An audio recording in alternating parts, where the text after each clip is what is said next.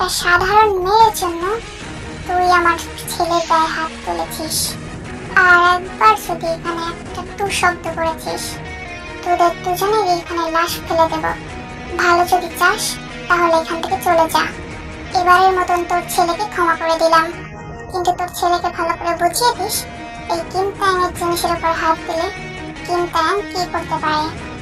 যা, তোর ছেলের জানটা ভিক্ষা দিলাম। চিরুক ওর ছেলেকে নিয়ে চলে যায়। সুগা, ওই রুমের বাইরে যেই গার্ডগুলোকে আমি পাহারা দিতে বলেছিলাম, সেই গার্ডগুলো কোথায়? এক্ষুনি ওদেরকে আমার বেসমেন্টে চাই। সুগা ওই গার্ড দুজনের নিয়ে যায় ভির বেসমেন্টে। ভি ওই গার্ড দুজনকে নির্মম ভাবে মারতে থাকে। সারা মেনশনে ওই গার্ড দুজনের চিৎকার এদিকে ওদিকে ছড়িয়ে যায়। ড্যাড, আপনি তো তায়াংয়ের মেনশনে গিয়েছিলেন, ব্রাইটও তো আপনাদের সাথে গিয়েছিল, তাহলে ব্রাইটের এই অবস্থা কি করলো? তায়াং করেছে। আমি ওকে ছাড়বো না। আমার ছেলের গায়ের রক্ত ছড়িয়েছে একটা মেয়ের জন্য, সাধারণ একটা মেয়ের জন্য। ওই মেয়েটার জন্য তায়াং আমার ছেলেকে কুকুরের মতন পিটিয়ে পিটিয়ে মেরেছে। আমি চাই ওই মেয়েটা যেন আমার ছেলের পায়ের তলায় থাকে। তুই যদি আমার ছেলে হয়ে থাকিস, তায়াংয়ের থেকে ওই মেয়েটাকে যে করেই হোক আমার ছেলের পায়ের তলায় এনে রাখবি। আমার ভাইয়ের যে রক্ত ছড়িয়েছে আমি তাকে ছাড়বো না, কথা দিচ্ছি। আমি কিম তায়াংকে শেষ করে দেব। ওর সব ভুলকে, ওর সব অপরাধকে আমরা এতদিন ক্ষমা করে এসেছি। চুপচাপ ছুঁয়ে গিয়েছি। আমার মমকে খুন করেছে, আমার ভাইকে নির্মম ভাবে মেরে হসপিটালের বেডে ফেলে রেখেছে। আমি ওকে ছাড়বো না। ওই মেয়েটার এখন কি অবস্থা? স্যার, ডক্টর এখনো কিছু বলেনি। কিছুক্ষণ পরে ডক্টর চলে আসে। স্যার, মেয়েটাকে অনেকগুলো থাপ্পড় মারা হয়েছে, এই জন্য অনেকগুলো থাপ্পড় আর বাইট মার্কের জন্য শরীর থেকে অনেকটাই রক্ত ঝরে গিয়েছিল। তো কি হয়েছে? মেয়েটা বেঁচে আছে নাকি সেটা বলো। আমার মেয়েটার শরীর খারাপ কি ভালো এটা জানার কোনো প্রয়োজন নেই, মেয়েটা বেঁচে থাকলেই হলো। স্যার, মেয়েটার কোনো সমস্যা নেই। আসলে কিছুদিন মেয়েটাকে যদি আপনি ফ্রিডম দিতেন। মেয়েটা সত্যি অনেক দুর্বল, মেয়েটার সাথে অনেকবার সেক্স করা হয়েছে, এই জন্য মেয়েটা অনেক দুর্বল। আপনি যদি কিছুদিনের জন্য এটা বন্ধ। ডক্টর তায়াংয়ের ভয়ে আর কিছু বলে না। ডক্টরের কথায় তায়াং কিছুদিনের জন্য জিমিনকে ছেড়ে দেয়। 1 মান্থ হয়ে গিয়েছিল, জিমিনের কাছে ফি যেত না। ভালোই হয়েছে, এটার জন্য মনস্টারটা আমার রুমে আসে না বা আমার সাথে ওইসব করে না। আমি এখান থেকে কি করে বেরোবো? আমি কি সারা জীবন এখানেই আটকে থাকবো? এই মনস্টারটার হাত থেকে মুক্তি পাবো না? আমাকে কি সারা জীবন এরকমই থাকতে হবে? আল্লাহ, আমাকে এখান থেকে বাঁচাও। আমি এখানে থাকতে চাই না। কখন যেন হুটহাট করে এসে আমার সাথে ওইগুলো করবে। আমি চাই না এখানে থাকতে। জাংকুক জিমিনের জন্য খাবার নিয়ে আসে। জিমিন যতদিন অসুস্থ ছিল, জিমিনের খাবার সবকিছু রুমেই দেওয়া হতো। এই নাও তোমার খাবার। আচ্ছা, আমি আপনাকে কিছু জিজ্ঞেস করতে পারি? অবশ্যই জিজ্ঞেস করতে পারো। তুমি আমাকে নিজের বোন মনে করতে পারো। আপু, তুমি না অনেক ভালো। সত্যি আমি ভালো, কিন্তু আমাকে তো এই বাড়ির সবাই খারাপ বলে। কে বলেছে তুমি খারাপ? এই বাড়িতে যারা থাকে তারা মনস্টার। এই বাড়িতে আমার মনে হয় না একটাও মানুষ আছে। মানুষ নামের কিছু জানোয়ার এই বাড়িতে থাকে। হ্যাঁ, সেটা সবাই জানে যে এই বাড়িতে যারা থাকে তাদের কোনো মন নেই, আর ওরা একজন হার্টলেস। ওরা আমাদের কষ্টটা কখনোই বুঝতে পারবে না। কিন্তু তোমার হাজবেন্ড তোমার সাথে এরকম কেন করে? তোমার হাজবেন্ডের কি একটু মায়া হয় না? তোমার ছোট একটা বাচ্চা, তাকেও তোমার থেকে দূরে রেখেছে। এই বাড়িতে সবকিছু এরকম কেন বলতে পারবে তুমি? এই বাড়িতে কি আগেও এরকম ছিল? আসলে আমি আগের ব্যাপারটা বলতে পারবো না। আমি আম্মুর কাছ থেকে জিজ্ঞেস করেছিলাম। আম্মু বলেছিল যখন আম্মু এই বাড়িতে এসেছিল তখনও আব্বু নাকি এরকমই হার্টলেস মাফিয়া ছিল। তার 2 ছেলে, তারাও একই রকম হয়েছে। আমি সুগাকে অনেক ভালোবাসি, সুগা আমাকে অনেক ভালোবাসতো। সুগাকে ভালোবেসে আমি বিয়ে করি।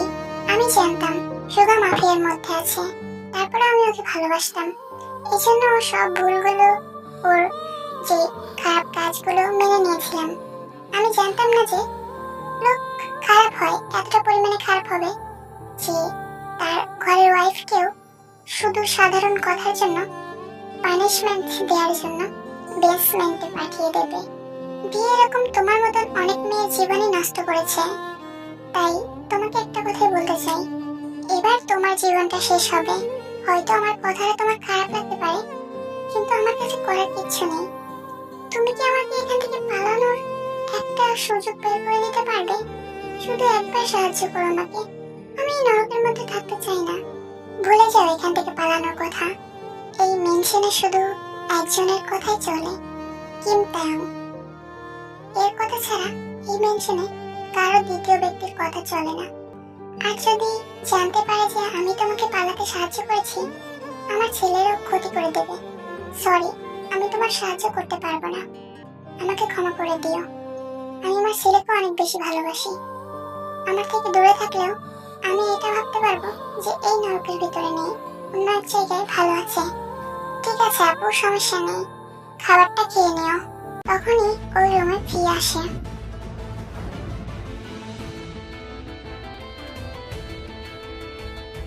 জাঙ্কুক, আজকের পর থেকে তোমাকে আর এখানে খাবার দিতে আসতে হবে না।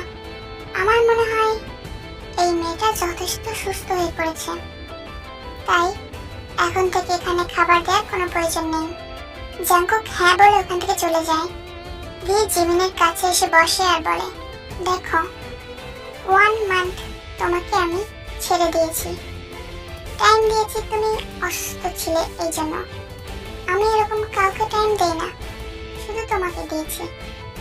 এই জন্য ভেবো না যে তোমার প্রতি আমার মায়া আছে। আমার কারো প্রতি মায়া নেই। হার্টলেসদের আবার কার প্রতি মায়া থাকবে? যে নিজের ফ্যামিলিকে ভালোবাসতে পারে না, নিজের মাকে মারার হুমকি দেয়, সে কখনো একজন ভালো মানুষ হতে পারে না। অসুস্থ ছিলি বলে কিছুদিন তোকে ছেড়ে দিয়েছি, তার জন্য এতটা মুখে কথা ফুটবে আমি ভাবতেও পারি নাই। এবার আমি তোকে এই বাড়িতে যে কাজ করার জন্য নিয়ে এসেছি, ওই কাজটা করবি। না, আমি পারবো না এসব করতে। তোর থেকে আমি পারমিশন চাচ্ছি না, অর্ডার করছি। তোর এই মাস্টার যখনই এই রুমে আসবে, তখনই তোর দায়িত্ব তোর মাস্টারকে হ্যাপি রাখার। আমার সাথে এরকম করার জন্য একদিন তুই পস্তাবি, দেখিস। আর এখন কন্ট্রোল করতে পারছি না নিজেকে। অনেকদিন নিজেকে তোর থেকে আটকে রেখেছি, আর পারবো না। অনেকটা টাইম দিয়েছি। এই বাড়িতে শুধু তোর একটাই কাজ, আমাকে স্যাটিসফাইড করানোর। আর এটাই তোর ওয়ার্ক, এটাই করবি। দ্বিতীয় কথা বলা আমি পছন্দ করি না। এটা বলেই ফি জিমিনের গলার মধ্যে মুখ গুজে দেয় আর টান দিয়ে লিক করতে থাকে, বাইট মার্ক দেয় সারা বডিতে। ফি জিমিনকে হিকিস দিতে থাকে। ওহ বেবি গার্ল, তোমার থেকে দূরে থাকাটা না অসম্ভব কষ্ট। জিমিন অঝরে কান্না করতে থাকে। ফি জিমিনের বডিটা কুকুরের মতন ছিঁড়ে ছিঁড়ে খাচ্ছিল। ফি জিমিনের সাথে ইন্টিমেট হতে থাকে। জিমিনের এতে কোনো ফিলিংস ছিল না, শুধু ব্যথাই পাচ্ছিল জিমিন, আর অঝরে কান্না করছিল। জিমিন আজ নিজেকে অনেক অসহায় মনে করছিল।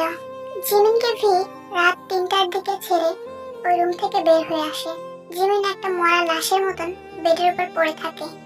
কিছুক্ষণ পর জিমিন আস্তে আস্তে জিমিন নিজের ব্যাক সাইডটাকে অনুভবই করতে পারছিল না।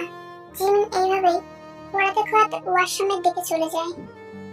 জিমিন ওয়াশরুমে গিয়ে শাওয়ার নিয়ে রুমে এসে বেডের উপরে বসে বলে, আমি আর এরকম থাকতে পারবো না। আমার আর এগুলো সহ্য হচ্ছে না। আমি বুঝে গিয়েছি এখান থেকে আমি কখনোই পালাতে পারবো না, কিন্তু নিজেকে শেষ করে ফেলতে পারবো। তখনই জিমিন দেখে ফল কাটা ছুরি। ছুরি দিয়ে জিমিন নিজের উপর আঘাত করতেই যাবে, তখন এখানে ভি চলে আসে। ওহো বেবিকাল, নিজেকে আঘাত করার চেষ্টা করছো? এতটা দূরে যেতে চাও আমার থেকে? কিন্তু এই বাড়িতে বাঁচবেও আমার ইচ্ছায়, মরবেও আমার ইচ্ছায়।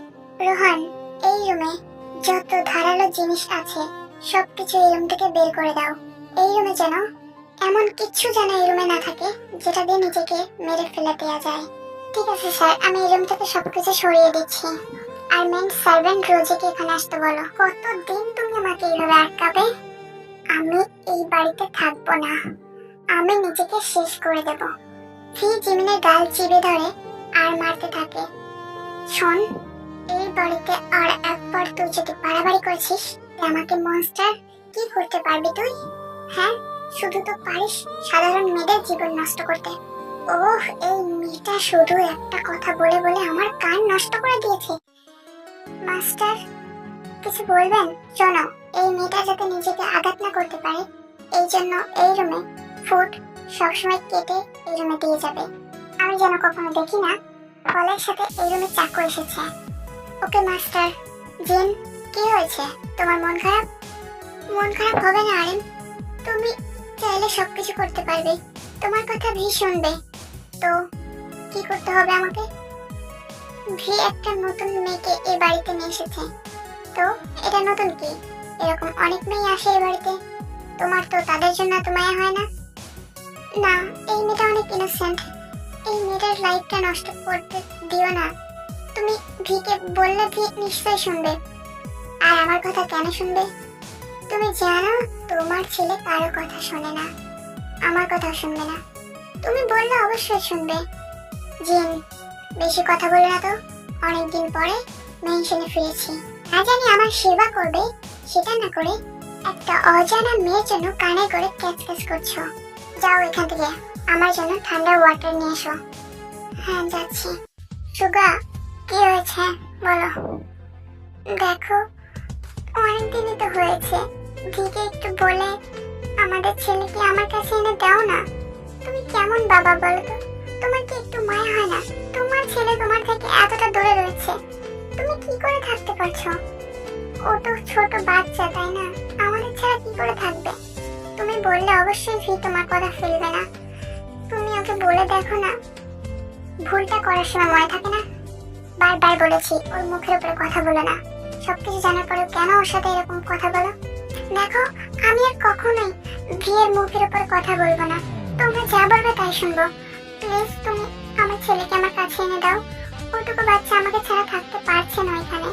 তখন সুগার জাঙ্কুকের কাছে এসে জাঙ্কুককে কিস করে বলে, দেখো, আমি সব কিছু করতে পারবো না। ফির যেদিন ইচ্ছা হবে ফির সেদিন তোমার ছেলেকে তোমার কাছে এনে দেবে।